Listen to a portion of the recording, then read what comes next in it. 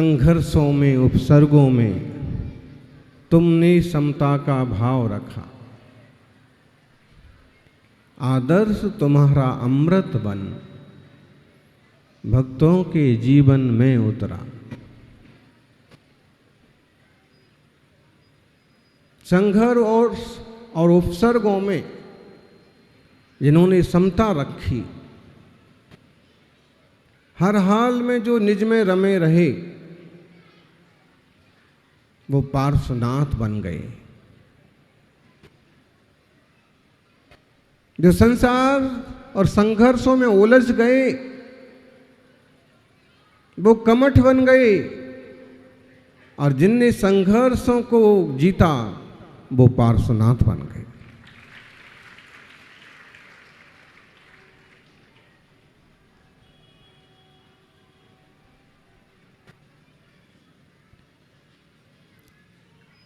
चौबीस तीर्थंकरों में पार्श्वनाथ इकलौते तीर्थंकर हैं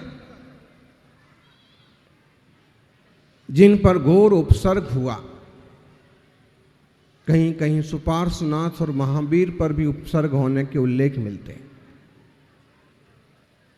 लेकिन जो विख्यात हैं उपसर्ग विजय के लिए वो पार्श्वनाथ।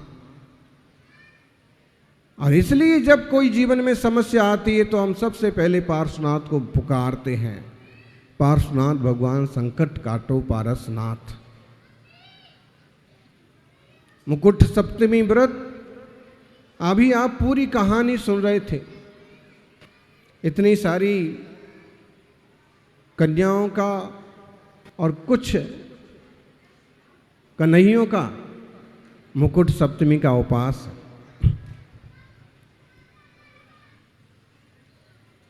महान व्रत है और केवल बेटे बेटियों के लिए नहीं, सभी के लिए इसकी अहमियत है।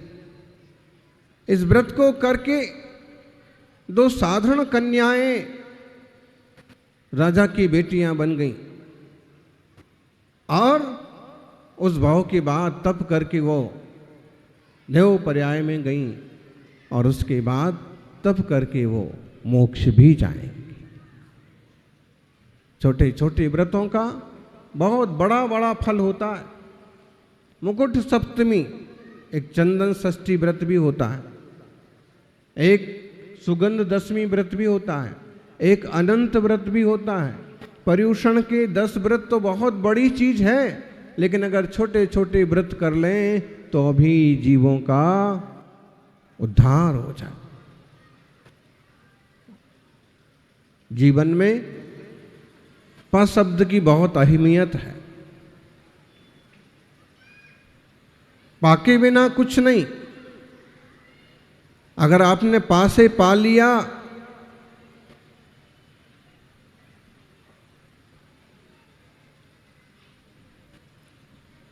पासे मानव का जन्म पा लिया तो सबसे पहले देखिए उसमें पिता होते, परिवार होता है, पुण्य होता है, पाप होता है, पासे परमात्मा होते हैं, पासे पवित्र होता है, पासे परम होता है, पासे प्रकृष्ट होता है। विचार करने की बात है। जीवन में पा बहुत बार आते हैं और उनसे कुछ काम सधे न सधे, लेकिन एक बार पासे पारसनाथ आए तो बेड़ा पार हो जाए। पासे पुण्य भी है और पासे पाप भी है, लेकिन पा अक्षर से पार्श्वनाथ भी तो है। पार्श्वनाथ का मतलब है पार्श्व का मतलब होता है पसलियों का दोनों ए वाला भाग। जिनके पार्श्व भाग सुंदर है वो पार्श्वनाथ है।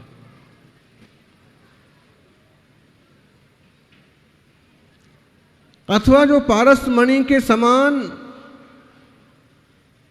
सबको इच्छित प्रदान करने वाले हैं वो पार्श्वनाथ है। पारस मणि अरु पार्श्व में बड़ो आतरो जान, बोलो हा सोना करे ए करें आप समान।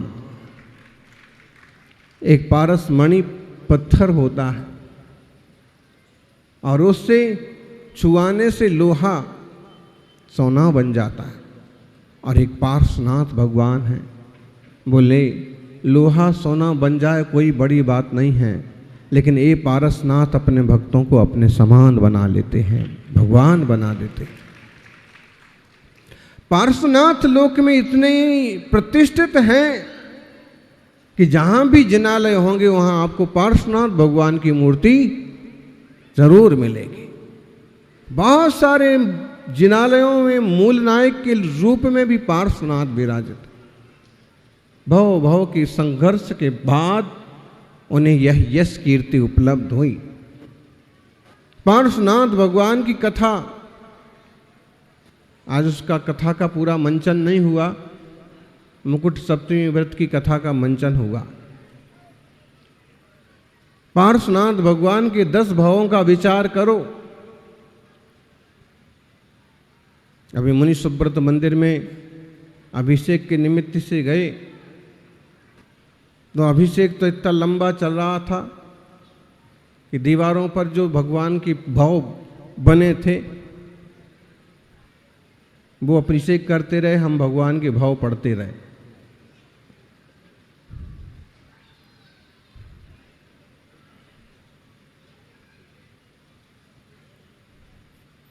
दस भाव बने हैं, चित्र बने हैं, बहुत जिनालयों में बने रहते हैं। कभी मौका पड़े तो गंभीरता से उनको देखो, विचार करो।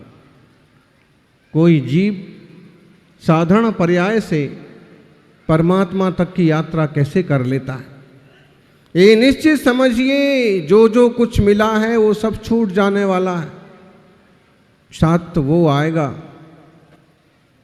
जो पुण्य के खाते में जमा हो जाएगा।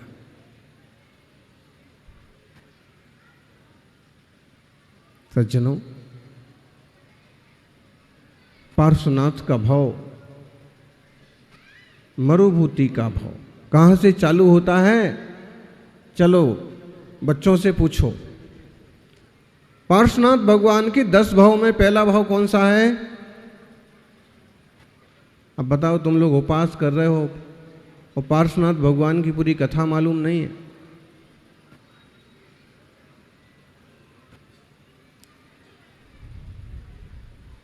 मरुभूति का भाव है।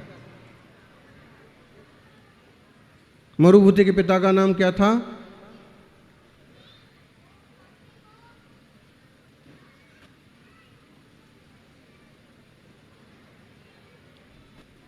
किसी को नहीं मालूम।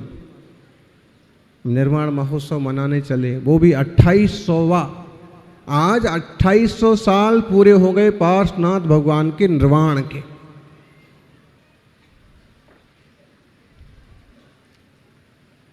अट्ठाईस सौ साल दुनिया में जितने सारे फेमस महापुरुष और देवता हैं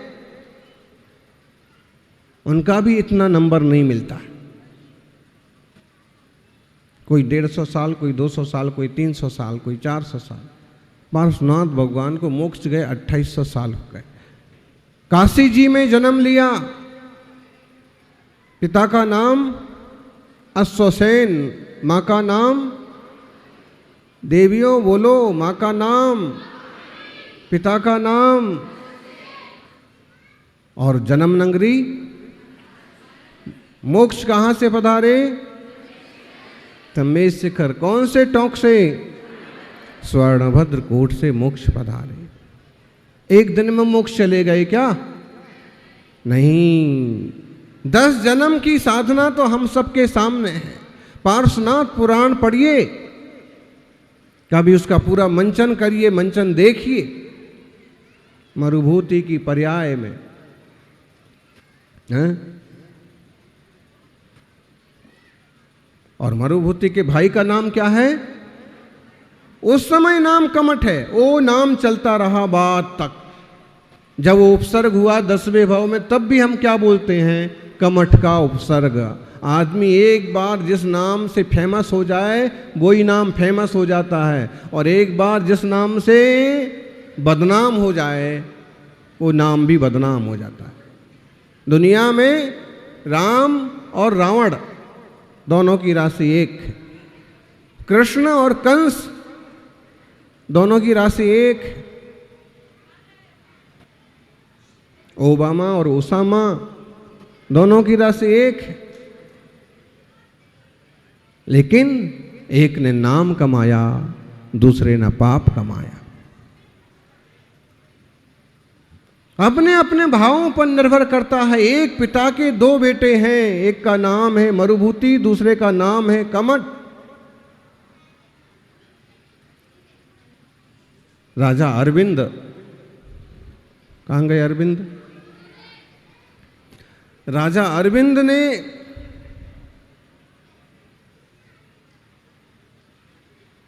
मरुभूति को मंत्री के रूप में रख लिया। मरुभूति के पिता जो मंत्री थे वो संयम साधना करने के लिए मोक्ष मार्ग में बढ़ गए। सौभाग्यशालियों, गृहस्थी में रह करके किसी का मोक्ष नहीं होता है। जब गृहस्थी का त्याग हो, पंच पापों का त्याग हो, पंच महाव्रतों का स्वीकार हो, तो किसी जीव का कल्याण होता है। सम्राट के पद से ज्यादा कीमती है मुनिराज का पद। राजा महाराजा से बहुत ज्यादा महत्वपूर्ण है संयमी का पद। और संयमी की जो साधना होती है वो यम को भी भयभीत करने वाली होती है।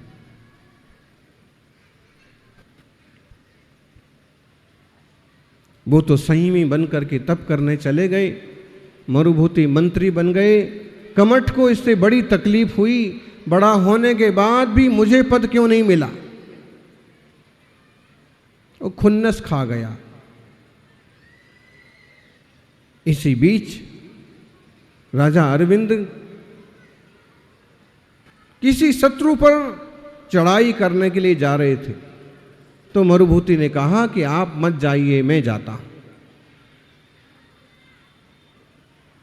राजा ने कहा कि ठीक है। और जब वो जीत करके आते हैं तब तक यहां और कोई घटना घट जाती है। ध्यान रखिए, एक आचरणवान व्यक्ति नाम कमाता है और एक दुराचरण वाला व्यक्ति नाम डुबा देता है। कमठ ने यहां दुष्कर्म किया, खोटा काम किया। मरुभूति की अनुपस्थिति में उसकी पत्नी को मार्ग भ्रष्ट कर दिया। राजा अरविंद को बड़ा आक्रोश हुआ और उन्होंने कमठ को राज्य से निकाल दिया, काला मुंह करके। कथाओं में आप सुनते हैं, पुराने सीरियल में आप देखते हैं कि काला मुंह करके निकालते थे राज्य से। कैसे निकालते थे? गधे पर बिठा के और काला मुंह करके। इसका मतलब समझ में आया? क्यों समझ में नहीं आया? इसका सीधा सीधा मतलब है, गधे पर बिठाना का मतलब है सबसे मूर्ख कौन माना जाता है? गधा। ये आदमी गधे से भी गया बीता है। दूसरा, काला मुंह करने का मतलब है कि आदमी अपने खोटे कामों से खुद ही काला मुंह करा लेता है। उसका चेहरा यूं मुरझा जाता है और रंग पोतो ना पोतो गलत काम करने वाले का चेहरा सांवला पड़ जाता है। इसलिए कभी भी कोई गलत काम न करें, गलत प्रवृत्ति न करें। मरुभूति जब वापस आए, मालूम पड़ा, उन्होंने राजा अरविंद से आग्रह किया, महाराज कमठ हमारे बड़े भाई हैं, आप उन्हें क्षमा कर दीजिए। राजा ने कहा कि उस दुष्ट को तुम जानते नहीं हो, ऐसा खोटा कर्म करने वाला, ऐसा द्वेष रखने वाला, ईर्ष्या करने वाला, फिर भी तुम भाई कहते हो। मरुभूति ने कहा कि जो भी है, लेकिन है तो भाई। मरुभूति शुरू से कोमल स्वभावी, क्षमावान बने रहे। और कमठ जीव है, दोनों भी जीव हैं। एक के परिणाम ऐसे हैं, दूसरे के परिणाम इतने बुरे हैं। क्या का राजा? मरुभूति ने कहा कि आप मुझे आज्ञा दें, मैं क्षमा मांग लेता हूं और मैं मना के ले आता हूं। राजा ने कहा कि ऐसा कुछ मत करो, वो मानेगा नहीं। तुम संकट में पड़ जाओगे। उसने कहा ना, आप मुझे आज्ञा प्रदान करिए। और फिर वो गए, आज्ञा लेकर के गए।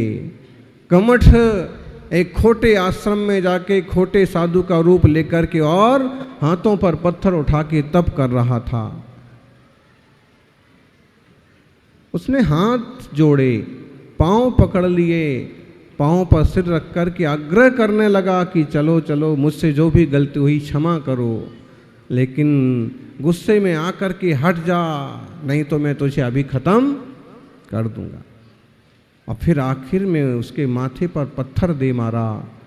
इंसान के शरीर की कुवत कितनी है, एक जोर का धक्का लगे तो प्राण निकल जाते हैं, सारी सजावट सारी बनावट एक तरफ रखी रह जाती है। इतना कमज़ोर है, कच्ची मिट्टी के घड़े के समान है इंसान का चोला। और जिसे समझ में आ गया उसने जैन धर्म वीतराग मार्ग स्वीकार किया। आज दीक्षार्थियों ने भी श्रीफल अर्पित किए हैं। संयम साधना में बढ़ने की उनकी भावना है, और अगर अनुकूलता बनी रही तो विजयादशमी या उसके आसपास इनकी दीक्षा भी। बिना ज्ञान के, बिना विचार के, बिना चिंतन के मोक्ष मार्ग बनता नहीं है। वो बैरागी तो हो गया, लेकिन कसाय बस बदला लेना है, और बड़ा सारा पत्थर दे मारा, मरुभूति के प्राण निकल गए। कितनी देर लगती है।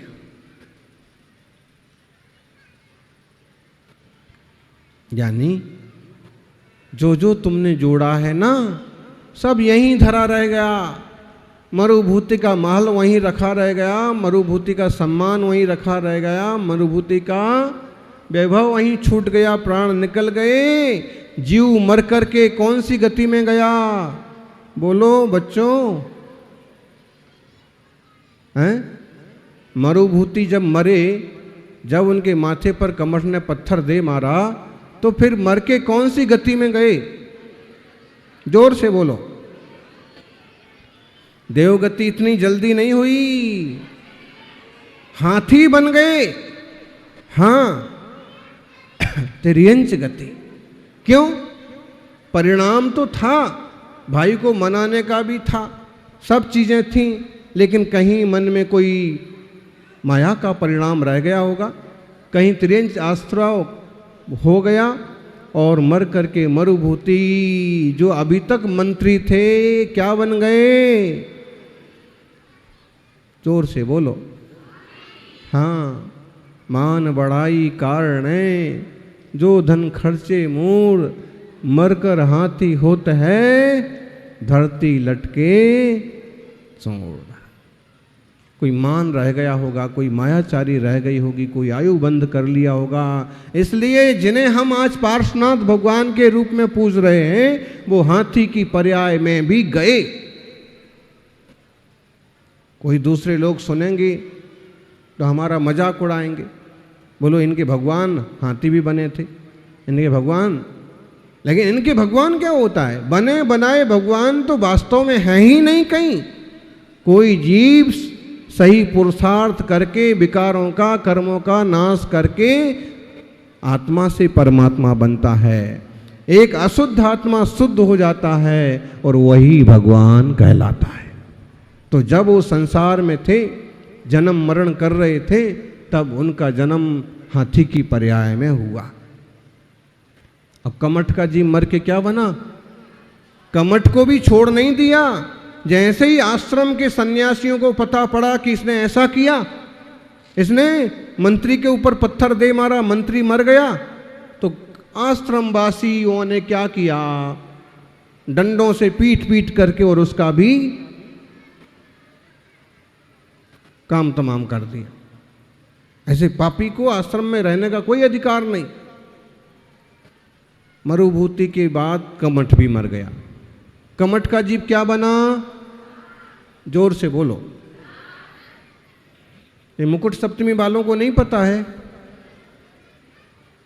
सांप कुक्कुट सांप, कुक्कुट मतलब जंप लगाने वाला, उड़ सकने वाला सांप बन गया। बहुत खतरनाक होते हैं जीव जंतु जानवर। हाथी बहुत शक्तिशाली था, पिछले भाव का मंत्री था, इस भाव में जंगल का राजा की तरह विचरता था।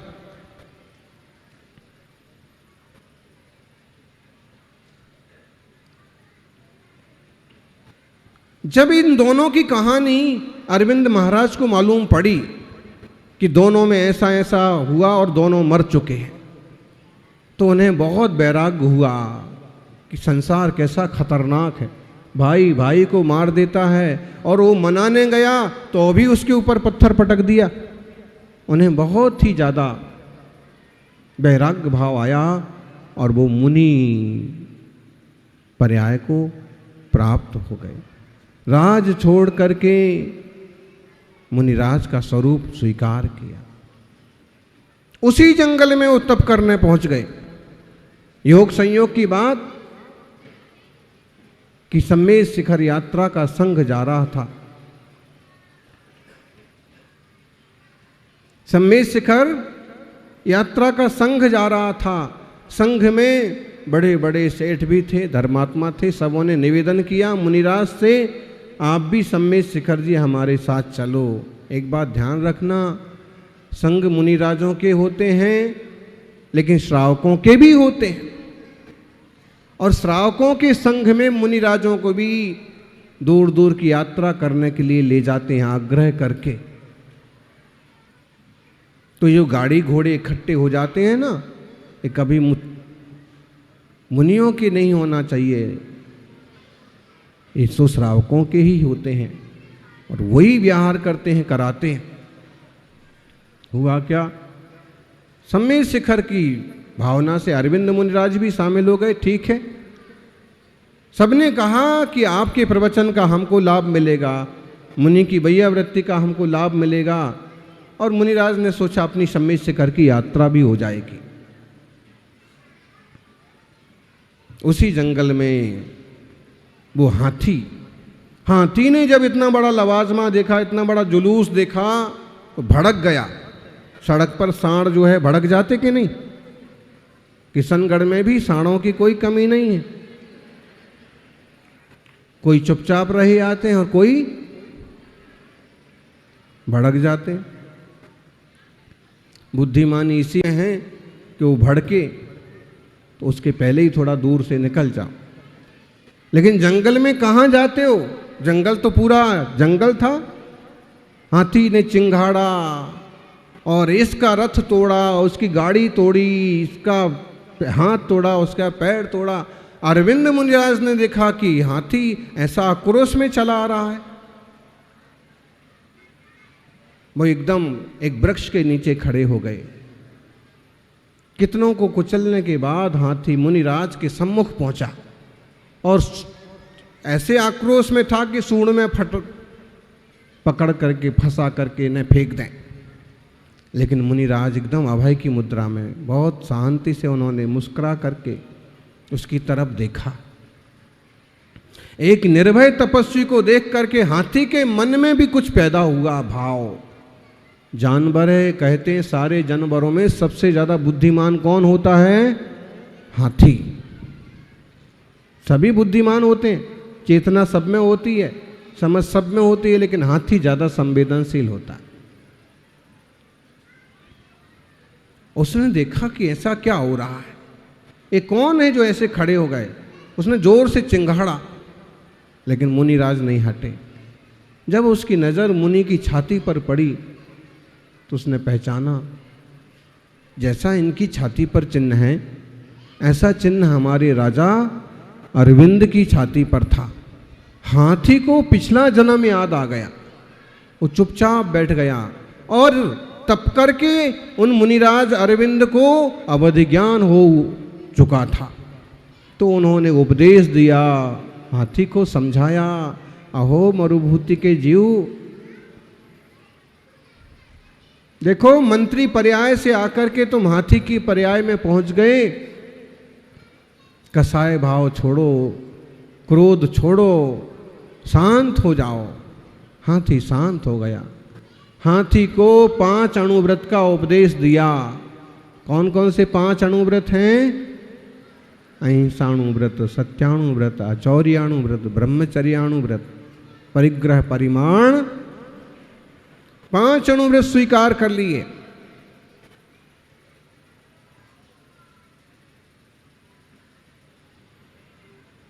पंचाणुव्रत निधयो।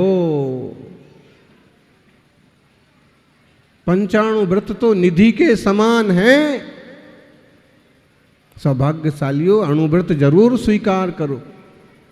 उसमें कुछ नहीं करना है, सिर्फ अणुव्रत स्वीकार करके अपनी आकांक्षाओं को सीमित करना। मुनिराज, ऐसा मंगलमय उपदेश दिया, आंखों से आंसू झर पड़े। मुनिराज ने जो संबोधित किया तो हाथी की आंखों से आंसू आ गए। हो, ये हमारे उपकारी राजा अरविंद मुनिराज बन गए हैं और आज इस भाव में भी हमें समझाने के लिए सावधान है। हम किस मुगालते में, हम क्यों भूले हुए हैं? पर्याय बदल जाएगी, सबका सब एक तरफ धरा रह जाएगा। अणुव्रत स्वीकार कर लिए। अब हाथी संयम साधने लगा। छना हुआ पानी पीता, बिलोया हुआ पानी पीता, सूखे पत्ते खाता। व्रत पालना है तो त्रियंच पर्याय में भी पाल लेता है। नहीं पालना है ज्ञानी, सक्षम होके पंचेंद्रिय संगी हो करके भी कुछ करने की तैयारी। व्रत लो, नियम लो। इन नन्हे मुन्ने बच्चों ने व्रत किया, उपास लिया और हिम्मत रखेंगे तो इनका भी पार पड़ जाएगा। मुकुट सप्तमी का व्रत पूरा हो जाएगा। एक एक करके धीरे धीरे निकल ही जाएंगे साथ साथ। व्रत लो, पालन करो, यही इंसान का सबसे बड़ा धन है। मुनिराज चले गए, सब चले गए। इधर क्या हुआ? पत्ते खाने से शरीर कमजोर हो गया। उपवास करने से, भूखे रहने से, पानी नहीं मिलने से, सूखी घास नहीं मिलने से शरीर टूट गया। अब एक दिन पानी पीने के लिए गए, पानी सूख चुका था। तालाब में, गहरे में, कीचड़ में थोड़ा सा पानी था। उधर पहुँचे और कीचड़ में फंस गए। मरुभूति के जीव हाथी की पर्याय में निकलना मुश्किल हो गया। इतने में वो कुक्कुट सर्प आया, उछलता हुआ, और उसने हाथी के कंधे पर चढ़ के और गंडस्थल पर ढक जोर का दंश मारा, खा लिया, डस लिया। जहर तो जहर होता है। हाथी तिलबिला गया, वेदना से चीख पड़ा। हाथी के अच्छे स्वभाव के कारण से कई सारे बंदर, हिरण, खरगोश, कई सारे मित्र बन गए।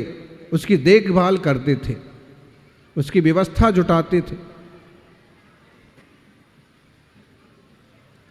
बंदरों ने देखा कि सांप ने ऐसा किया और उन्होंने पत्थरों से कुचल कुचल करके उस सांप को भी मार दिया। भाई, दोस्त और दुश्मन इंसान में भी होते हैं, जानवरों में भी होते हैं। कभी कुत्ते और बंदर की तक दोस्ती हो जाती, कभी तो सांप और नेवले की भी दोस्ती हो जाती। कोई पिछले भाव के संस्कार। हाथी मर के स्वर्ग में देव हुआ। 10 भाव की कहानी है। स्वर्ग में देव होकर के सुख भोगने लगा और कमठ का जीव कहां गया? नरक में गया। स्वर्ग से च्युत होकर के विद्युत गति विद्याधर राजा के राजकुमार रश्मि वेग के रूप में जन्म हुआ। मरुभूति का। देखो हाथी देव बन गया, पुण्य से जानवर भी जिनवर बन जाता है और पाप से देव भी कुत्ता बन जाता है। पाप पुण्य का खेल है। पाक्षर से पूरा संसार बना हुआ है।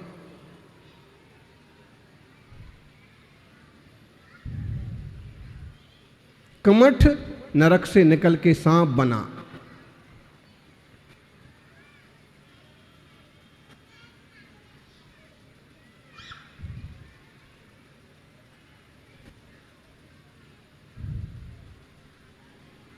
विद्याधर पिता ने अपने बेटे को राज दिया, राज करके वैराग्य का निमित्त बना और मुनि बन गए।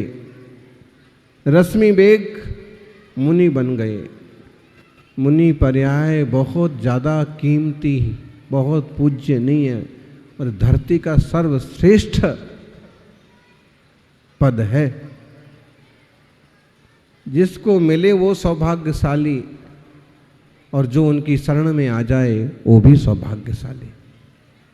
मुनिराज बन गए, मुनि पद में तपस्या करने लगे, और वो अजगर जो बना था उसने आके मुनिराज को पूरा का पूरा, आज भी अजगर बड़े बड़े होते हैं। हाँ, आप लोग कभी सुनते हो कि पूरे के पूरे कुत्ते को अजगर निगल गया। तो मुनिराज ध्यान में बैठे थे, मुनिराज को निगल गए और मुनिराज ध्यान में बैठे रहे। धन्य है, ऐसी वीतरागता दुनिया में और कहीं नहीं मिलेगी। मुनि होते हैं जो उपसर्ग विजय जीतते हैं, परिचय जीतते हैं, दृढ़ रहते हैं।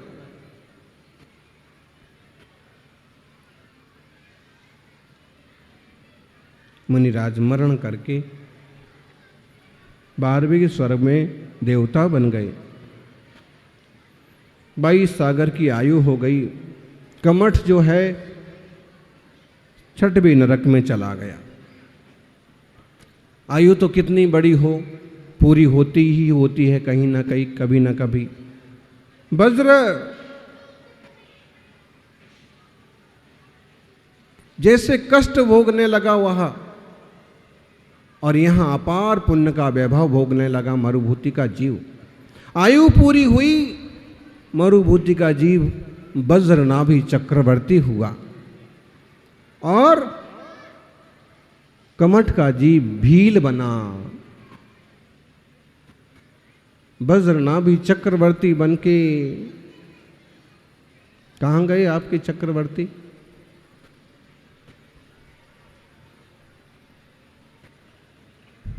दुनिया में एक से एक बड़े दिग्गज हो गए।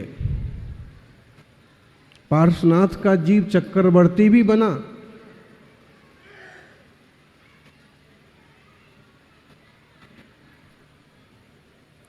आज बोलने को हम किसी राजनीतिज्ञ को भी चक्रवर्ती बोल देते हैं, लेकिन उसमें कुछ सार नहीं है।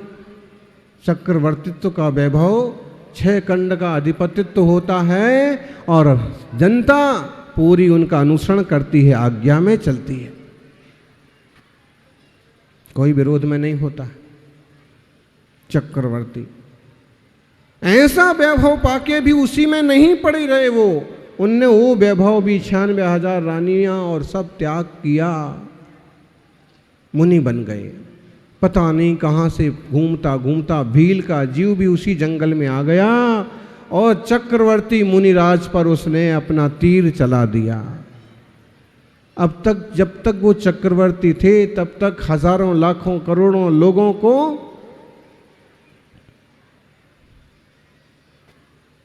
चुटकियों में परास्त कर देते थे।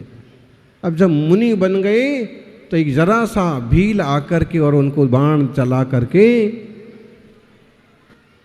बाण विष बुझे बाण से मुनिराज का देह विसर्जन हो गया। लेकिन परम समाधि की दशा का अनुभव करते हुए और उन्होंने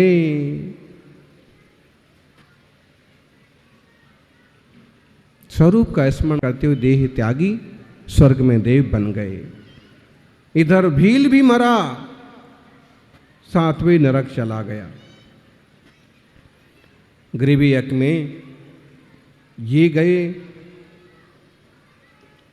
और नरक में वो गया। ग्रीवयज्ञ से च्युत होकर के राजा अरविंद की पर्याय हुई और उस अरविंद राजा आनंद राजा की पर्याय में उन्होंने तीर्थंकर प्रकृति का आश्रय बंध किया।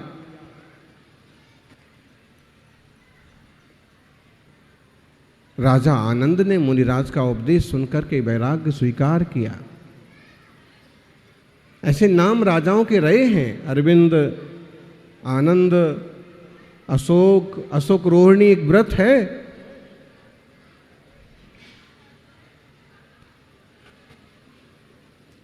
आनंद राजा ने मुनिराज के चरणों में दीक्षा स्वीकार की, तप किया और तप करते करते ही वो जो भील मर के नरक गया था ना, वो वहाँ से निकल करके भयंकर शेर हुआ और उसने ध्यान करते हुए आनंद मुनिराज को भक्षण कर लिया, खा लिया। धन है। उत्तम समाधि करके वह 9वें ग्रीवयज्ञ में देव हुए। और ये कमठ का जीव फिर नरक गया।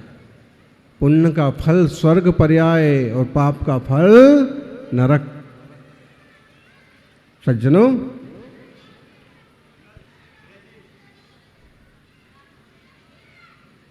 फिर तो आपको पता है, पार्श्वनाथ का जीव, मरुभूति का जीव,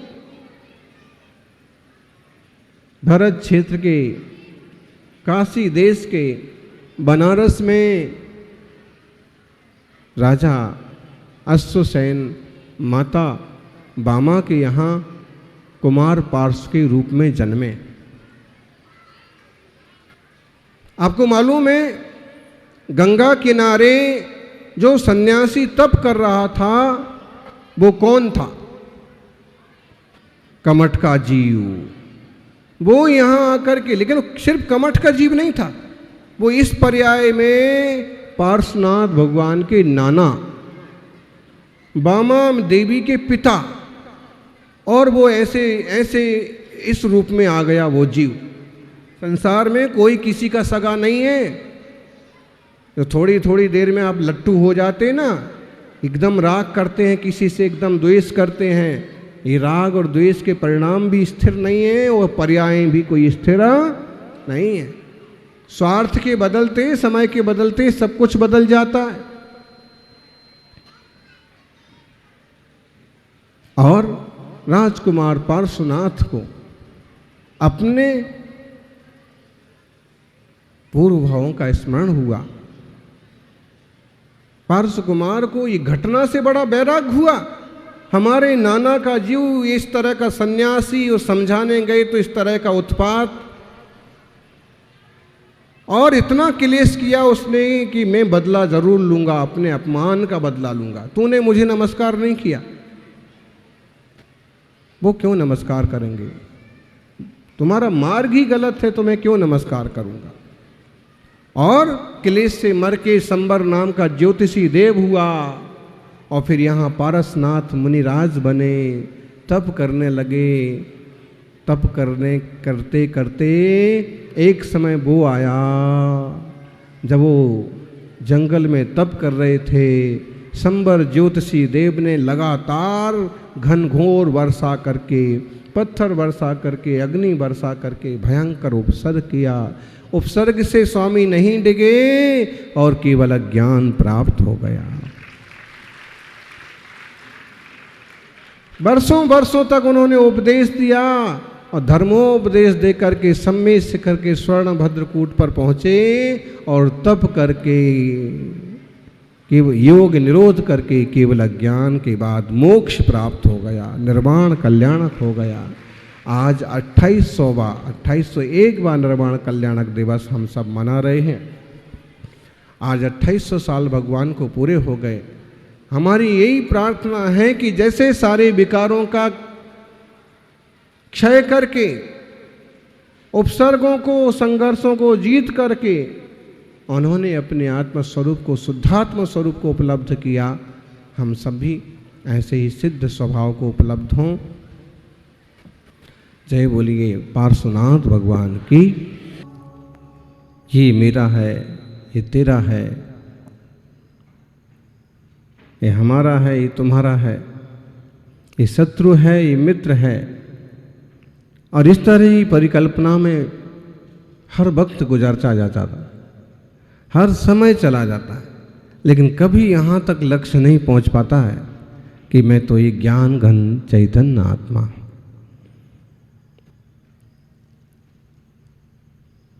राग और द्वेष के जाल में ये जीव इस तरह से उलझता है कि राग द्वेष से रहित अपने स्वरूप को पहचान ही नहीं पाता। जिनने पहचान लिया वो पारसनाथ बन गए, महावीर बन गए। जिनने पहचान लिया वो भवपार हो गए, जिनने नहीं पहचाना वो आज भी संसार है। मैं कौन हूँ, कहाँ से आया, कहाँ है जाना, है तो चिंतन की बात। इतना तो पक्का है कि मैं इस देह में रहने वाला, शाश्वत रूप से रहने वाला नहीं हूं। जब इतने लोग 50, 60, 70, 80 में चले जाते हैं तो निश्चित रूप से हम भी जाएंगे। लेकिन गजब की बात देखिए, दूसरे के लिए हम रोते रहते हैं और अपने बारे में सोच भी नहीं पाते। तपस्वी सम्राट उदयपुर के पास एक छोटा गांव है कानपुर, वहाँ विराजे थे। वहाँ एक बूढ़ी माँ का मरण हो गया। बैठने के लिए, रोने के लिए गांव भर से दूर दूर के रिश्तेदार भी आए। एक बूढ़े दादाजी भी आए, सबकी तरह उन्होंने भी खूब खेल दिखाए, वो भी रोए गाए और अपना रीति रिवाज पूरा करके घर चले गए। शाम को घर पहुंचते ही उनका भी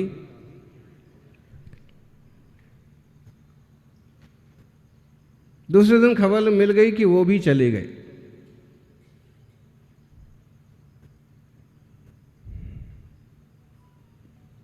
तो क्या कोई शाश्वत है? कोई शत्रु या कोई मित्र शाश्वत होते हैं? जब तक हमारे परिणाम मिलते हैं वही लोग मित्र होते हैं, वही लोग रिश्तेदार होते हैं। और जब हमारे परिणाम नहीं मिलते हैं वही लोग शत्रु होते हैं। शत्रु मित्र और कहीं से नहीं आते। हमारे आसपास के लोग जिनसे हम ज़्यादा संपर्क में आते हैं उन्हीं में से कोई शत्रु बन जाते, उन्हीं में से कोई मित्र बन जाते। आप किशनगढ़ नहीं आए होते तो आपको कैसे मालूम पड़ता कि कौन अच्छा है, कौन बुरा है, कौन अपना है, कौन पराया है। और अगर किशनगढ़ में आकर के भी आप केवल अंतर्मुख बने रहे तो भी कहाँ मालूम पड़ेगा कि कौन अपना है, कौन पराया है। ज्ञानी की नज़र में तो सब कुछ पराया ही पराया है। और कभी वात्सल्य की दृष्टि से देखें तो सब कुछ अपना ही अपना है। दो दृष्टि का काम ही नहीं है, दूरदृष्टि का काम है। सौभाग्यशालियों, आज हम समाधि तंत्र के इसी तरह के श्लोक पर चर्चा करने बैठे हैं। पूज्यपाद स्वामी 25वें श्लोक में कहते हैं, क्षीयन्ते त्रैव रागाद्यास् तत्तो मां प्रपश्यतः बोधात्मानं ततः कश्चिन् न मे शत्रु न चाप्रिया। भगवंत कहते हैं, हो ज्ञानी,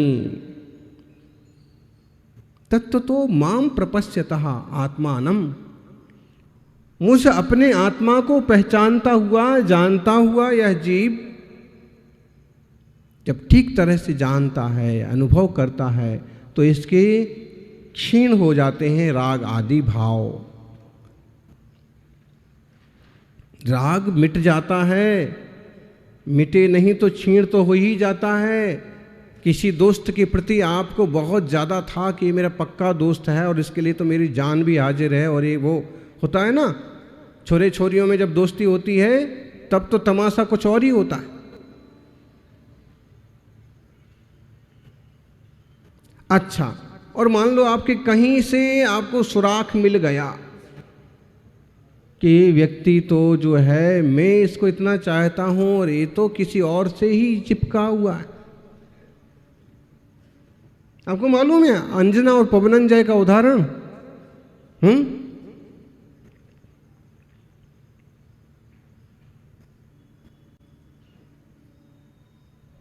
दोनों राजाओं ने अपने बेटे बेटी का विवाह निश्चित कर दिया। अंजना के पिता, पवनंजय के पिता, दोनों बड़े सम्राट हैं, दोनों बड़े मित्र हैं और दोनों भी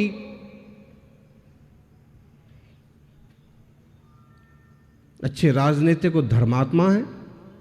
उन्होंने कहा क्यों नहीं हमारी दोस्ती रिश्ते में बदल जाए, और लोगों की दोस्ती रिश्ते में बदल भी जाती है।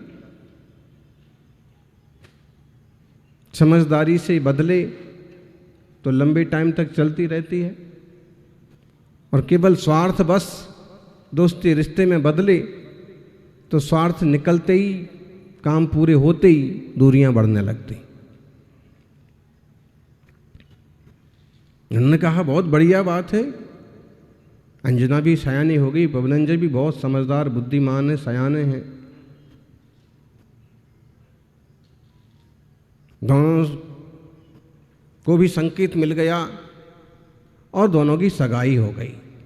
सगाई कहाँ हुई? मानसरोवर की तट पर। बढ़िया, वन विहार के लिए आप लोग देखते हैं ना, वेडिंग जोन। हाँ, शादी कहाँ करेंगे, सगाई कहाँ करेंगे, वो तो राजा थे, उन लोगों ने भी बढ़िया जगह चुनी।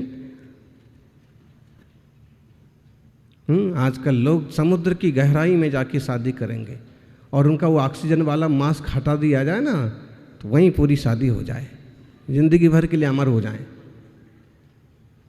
ऊंची चोटी पर चढ़ेंगे, हवाई जहाज में उससे पैराशूट से कूदेंगे, उससे करेंगे। यानी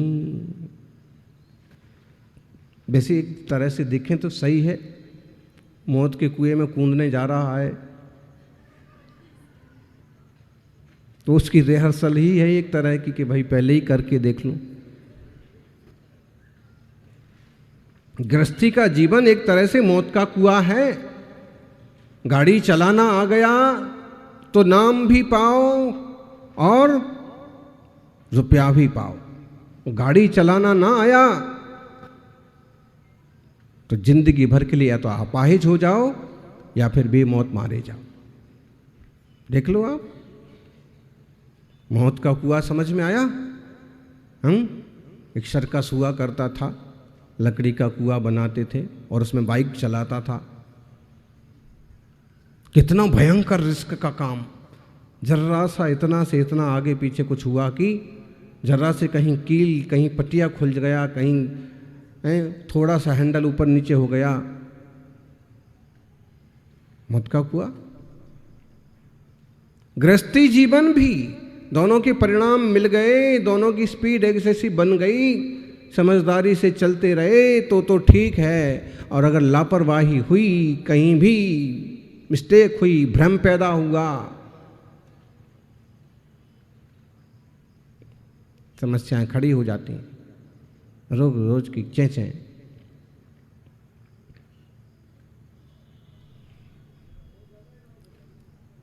क्या विदेश में जाके शादी करते हैं, क्या इधर उधर भटकते फिरते हैं। अपने ही शहर में, अपने ही गांव में कोई अच्छी सी जगह चुन लो, और अगर ज़्यादा शौक है तो किसी तीर्थ, किसी ऐसी जगह पहुंचो जहां प्रशस्त परिणाम हो और सुंदर माहौल हो।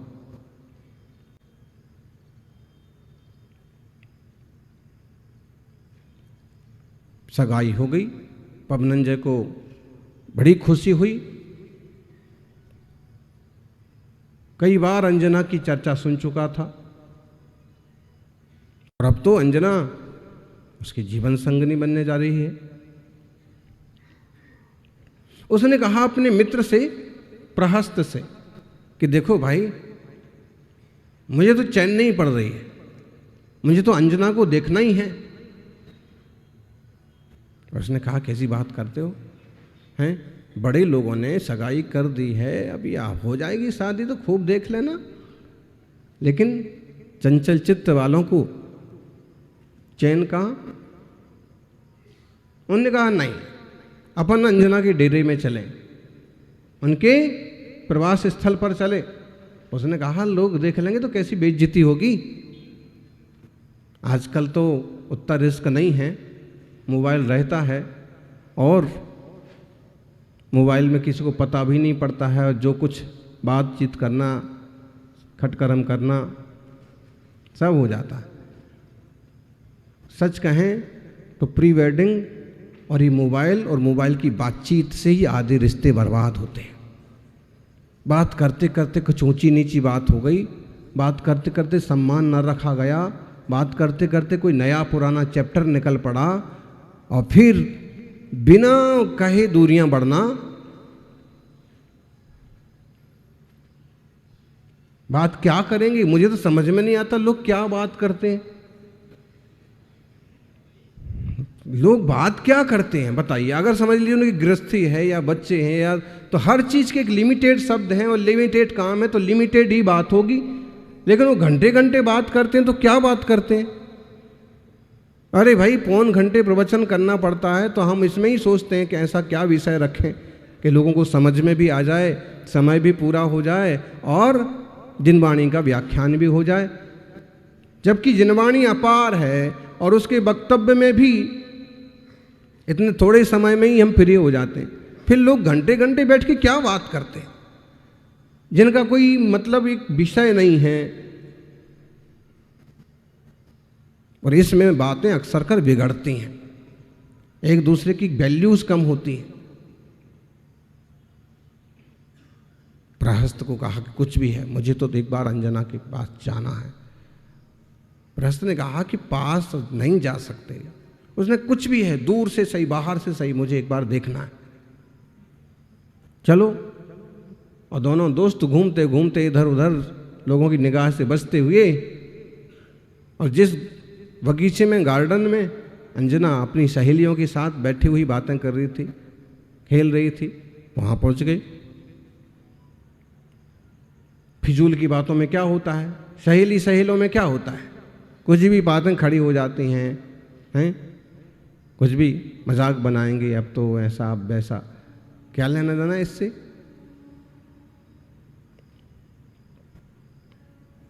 तो वो इसी बातें हो रही थी कि अंजना तो बिल्कुल अब सुनती नहीं। अपने परसों देखा ना वो राजुल का और नैमी का चरित्र में, ये तो उसका सिर्फ एक थोड़ा सा क्लू था।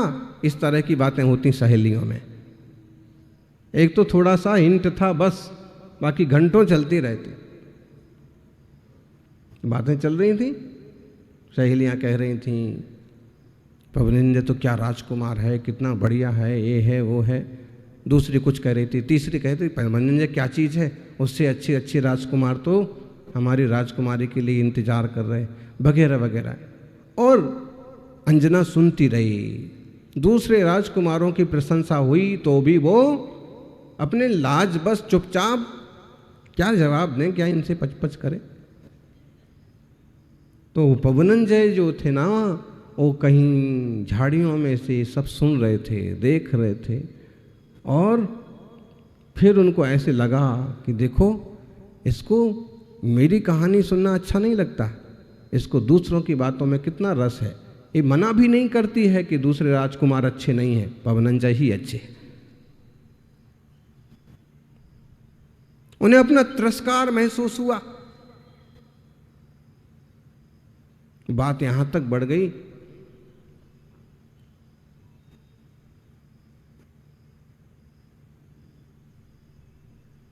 सहेलियों ने कुछ का कुछ कहा, अंजना ने कुछ नहीं कहा। उनने समझा कि इतनी मेरी बुराई हो रही है फिर भी कुछ नहीं कहती है। इतना गुस्सा आया कि तलवार निकाल के अभी हाल। प्रहस्त ने कहा कि गुस्सा क्यों करते हो, ठीक है, उनकी चल रही बात, चलो इधर से हटो। उसने कहा कि मुझे नहीं करना शादी। बातों बातों में बारात निकल जाती है, बात बात में बारात निकल जाती है और बात बात में झमेले खड़े हो जाते हैं।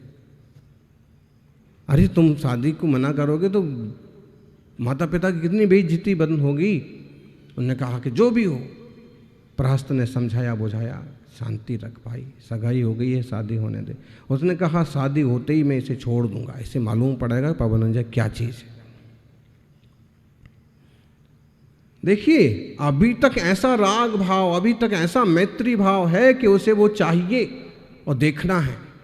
और अब जरा सी विपरीत परिस्थिति बनी तो ऐसी भयंकर खटास पैदा हो गई और इसका परिणाम ये हुआ कि विवाह तो हो गया, उसके बाद 22 साल तक और 22 साल तक मुंह भी नहीं देखा। और जब दूसरी घटना बनी, परिणाम कितनी तेजी से बदलते हैं। अरे आज भी देश में लोगों को मालूम ही नहीं है कि हनुमान जी के पिता कौन थे। बोलते हैं वायुपुत्र, हवा के बेटे, पवन पुत्र।